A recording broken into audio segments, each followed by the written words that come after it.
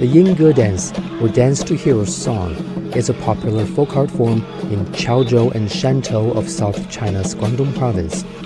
Combining opera, dance, and martial arts, it originated from the Ming Dynasty and is often performed during traditional Chinese festivals.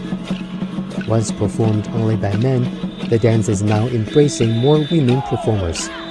Yao Jiaxuan is one of them. As a young performer, she hopes to pass on the culture to more people. 第一次在现场看到的话，感觉氛围是很气势恢宏的，然后我感觉就是很震撼。刚开始表演的时候，我的内心是非常的紧张的。表演完的话，我是有一点紧张加兴奋，然后听到观众们的掌声后，心里是有一点小小骄傲的，来让更多人看到了我们潮汕莺歌舞的这一项文化，会感到非常的开心。将来我是会继续跳莺歌舞的，我会带动我身边的姐妹们一起来学习莺歌舞，让更多人去喜欢和热爱它。